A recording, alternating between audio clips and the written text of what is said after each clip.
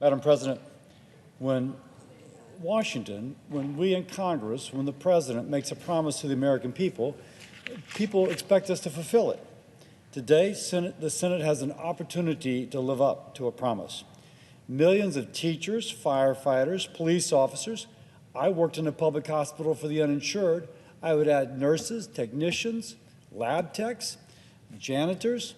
They expect us to fulfill this promise, and they are watching today. They're watching filled with hope that the Senate will pass the Social Security Fairness Act to finally stop punishing them for having elected to serve our communities. We can fix a broken system that has unfairly harmed them for almost 30 years. We can finally deliver relief this Christmas for millions of Americans after years of nothing but empty promises. The Social Security Fairness Act has passed the House and has overwhelming bipartisan support in the Senate. With 62 co-sponsors, it should not be even a question if we have the support to move forward today. Not too long ago, I met with a retired Louisiana school teacher impacted by GPO.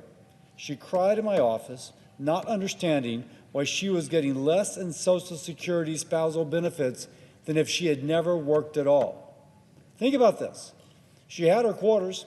She had worked, say, 20 years in the private sector. She was getting less from spousal benefits than if she had never worked at all.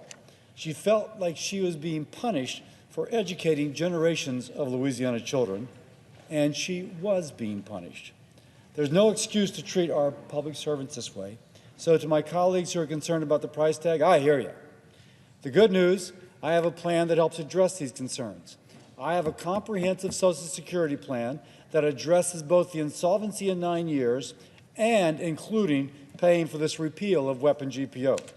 If you want to talk about it, I've been promoting this for 4 years. By the way, it does not increase the full retirement age. People can still retire at the age at which they plan to retire.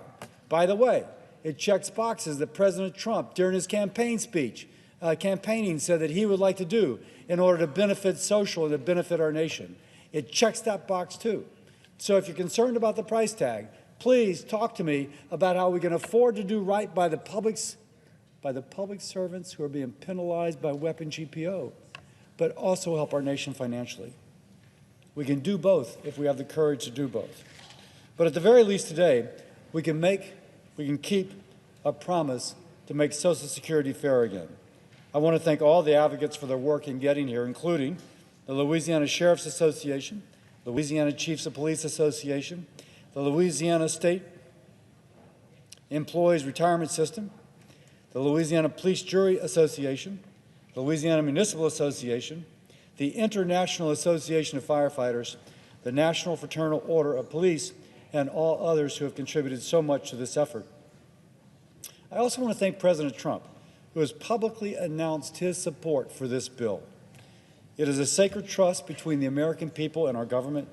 President Trump, President-elect Trump, soon-to-be President Trump, recognizes this.